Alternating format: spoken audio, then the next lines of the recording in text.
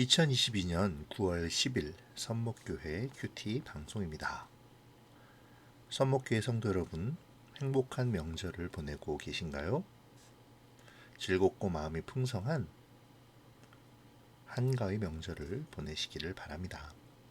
오랜만에 친지들과 만나는 명절이지만 또 말씀을 기억하여 묵상의 자리에 나온 여러분들을 축복하며 기도로 오늘의 묵상을 시작합니다. 좋으신 하나님, 민족의 명절 한가위를 맞이하게 하시니 감사합니다. 각자의 위치에서 의미 있는 명절을 보내게 하시고 특히 말씀 앞으로 나온 주의 백성들을 기억하여 주셔서 말씀 가운데 살아가는 기쁨을 누리게 하여 주시옵소서. 오늘도 함께 하여 주시기를 바라오며 예수님의 이름으로 기도합니다. 아멘. 오늘 묵상할 말씀은 고린도전서 7장 1절부터 7절입니다.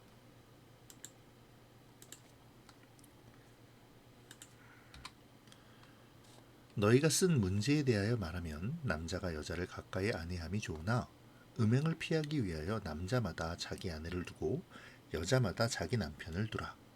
남편은 그 아내에 대한 의무를 다하고 아내도 그 남편에게 그렇게 할지라. 아내는 자기 몸을 주장하지 못하고 오직 그 남편이 하며 남편도 그와 같이 자기 몸을 주장하지 못하고 오직 그 아내가 하나니 서로 분방하지 말라. 다만 기도할 틈을 얻기 위하여 합의상 얼마 동안은 하되 다시 합하라. 이는 너희가 절제 못함으로 말미암아 사탄이 너희를 시험하지 못하게 하려 함이라. 그러나 내가 이 말을 함은 허락이요 명령은 아니니라. 나는 모든 사람이 나와 같기를 원하노라. 그러나 각각 하나님께 받은 자기의 은사가 있으니 이 사람은 이러하고 저 사람은 저러하니라. 아멘.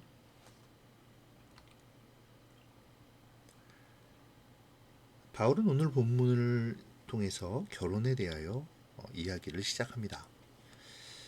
바울이 근로회를 통해 고린도 교회에 대한 소식을 전해 들을 때 고린도 교회는 바울에게 직접 몇 가지 문제에 대한 질문을 했었고 그 중 하나가 오늘 본문의 내용인 결혼에 관한 것이었죠. 바울은 이에 대하여 답하고 있는 것으로 보여집니다. 바울은 먼저 남자가 여자를 가까이 아니함이 좋으나 음행을 피하기 위해 아내와 남편을 두라고 말합니다.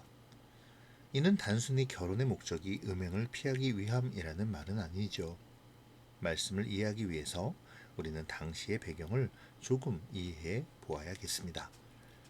고린도 지역을 비롯한 헬라 문화권의 사람들에게 독신 생활이란 결혼의 의무를 지지 않고 마음대로 여러 이성과 관계를 맺는 방탕한 삶을 의미했습니다.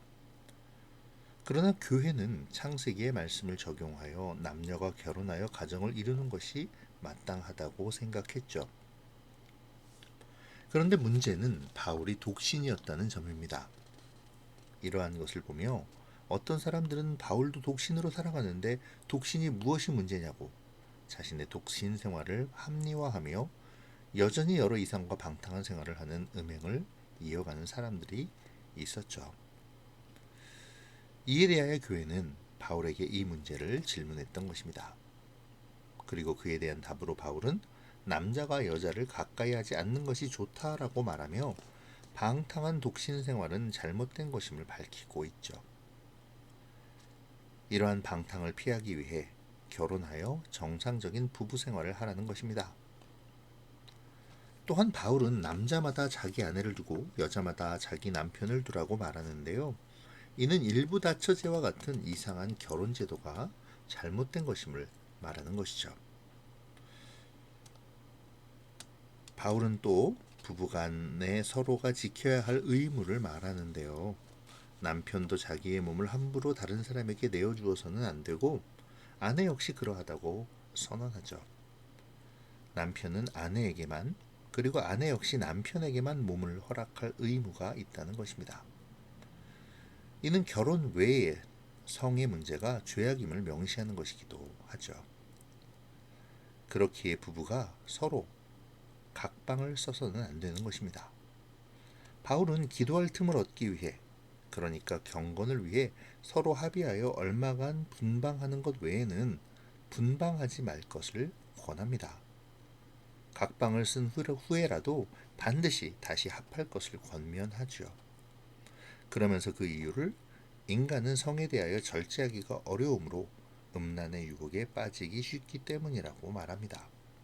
그러므로 스스로 유혹받을 환경을 만들어 사탄의 시험을 받을 이유가 없다는 것이죠. 바울은 이러한 점이 권면이지 명령은 아님을 분명히 밝힙니다.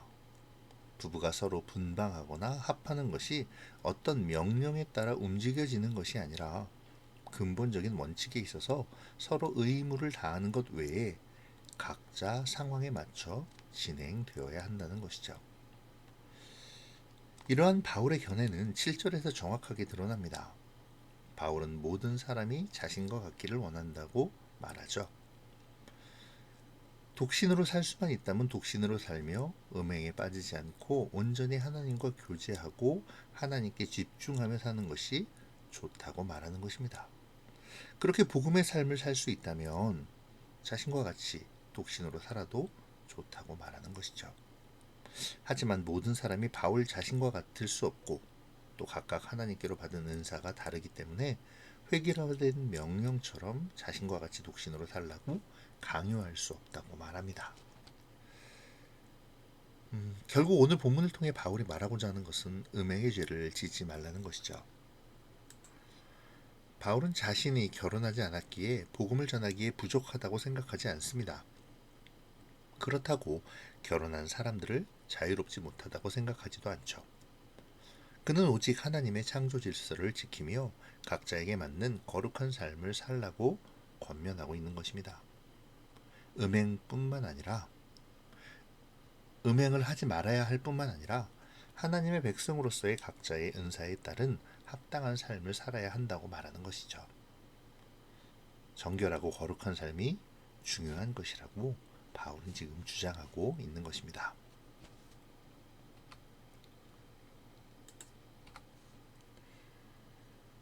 오늘 바울의 이야기는 바울이 독신이기에 주어진 질문에 대한 답이었을 것입니다. 당시 고린도 교회는 헬라 문화의 영향을 받아 쾌락주의가 만연했었는데요. 독신주의라 함은 이러한 쾌락을 쫓아 사는 삶으로 결혼이라는 굴레를 쓰지 않은 채 방탕하게 많은 이성과 음행을 저지르는 삶을 의미했죠. 자신의 욕망을 따라 살며 독신 생활이라고 포장하며 살아가는 것이었습니다. 뿐만 아니라 이에 대한 반대급부로 지나친 금욕주의가 대두되기도 했습니다. 모든 것은 악하기에 극도의 금욕으로 자신의 의를 지켜야 한다는 것이죠. 금욕주의에 따르면 부부간의 성도 부끄럽고 잘못된 것입니다. 이런 환경에서 고린도 교회는 독신주의에 대한 여러 가지의 의견들이 있었을 것이겠죠. 바울이 독신이기에 바울의 핑계를 대며 자신의 방탕함을 합리화하는 의견도 있었을 것이고, 지나친 금욕주의에 빠진 사람들은 오히려 바울이 독신임을 비난하기도 했을 것입니다. 또 유대주의에 물든 사람들은 일부 다처제와 같은 것들을 율법이라고 호도하며 자신들의 죄악을 합리화하고 있었겠죠. 이러한 상황에서요, 고린도 교회는 바울에게 결혼에 대한 질문을 하고 바울은 이에 대해 답변하고 있는 것입니다. 바울은 먼저 결혼제다가 음행을 피하기 위함이라고 말했죠. 그러면서 부부가 서로 간에 지켜야 할 의무가 있음을 밝혔습니다. 자신들의 몸이 서로에게 속하여 있으므로 함부로 방탕하고 음란한 생활을 해서는 안 된다고 가르쳤죠. 유혹에 빠지지 않기 위해 서로 각방을 써서도 안 됨을 말했습니다. 하지만 이 모든 것은 명령이 아닌 권고라고 말하며 정작 중요한 것은 따로 있음을 이야기하죠. 바로 거룩함과 의로움입니다.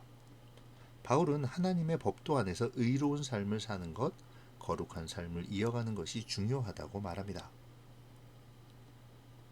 만약 거룩한 삶을 이어갈 수 없다면, 음행의 유혹에 빠질 것만 같다면 배우자를 만나고 결혼 제도를 통해서 정당한 성을 누려가라는 것입니다. 그것이 하나님의 창조 질서라는 것이죠.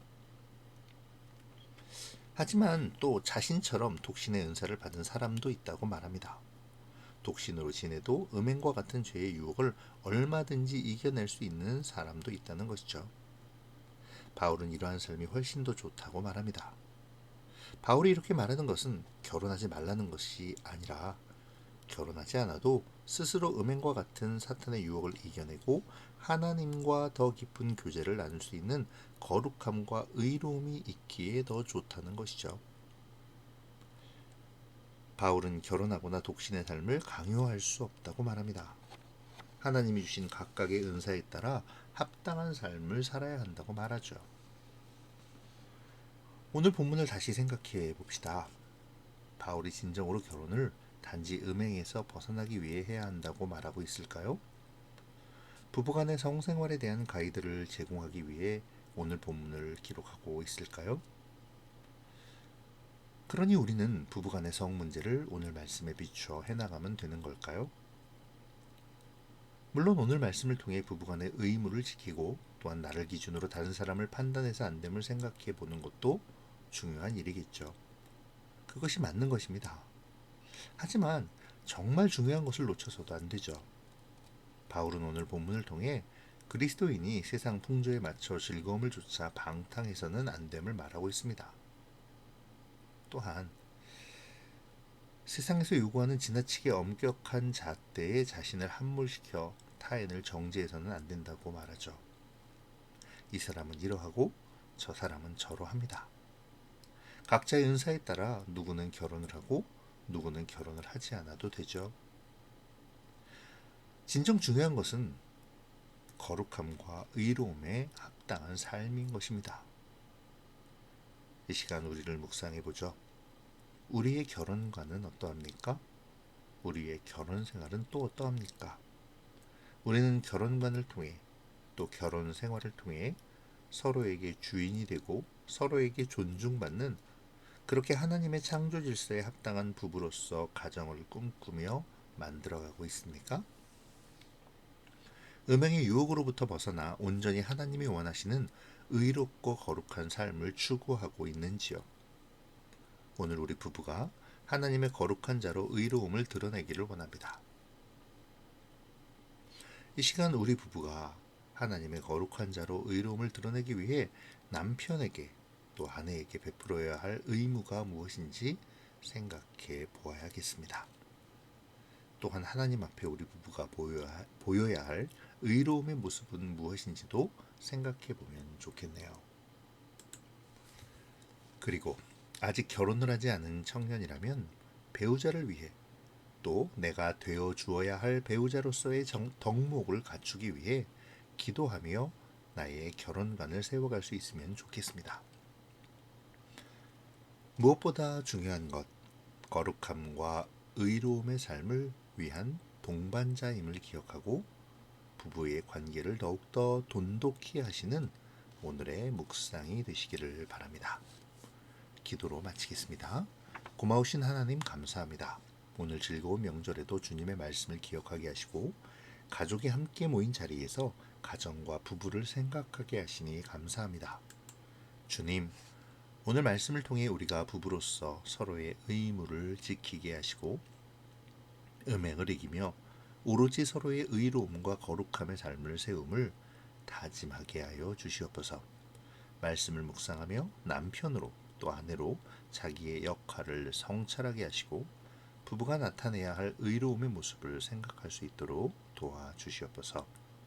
우리 부부의 관계가 날로 깊어지게 하시고 하나님이 주시는 사랑으로 더욱 사랑하며 작은 천국을 이루는 가정을 만들어갈 수 있기를 소원하오며 예수님의 이름으로 기도합니다. 아멘.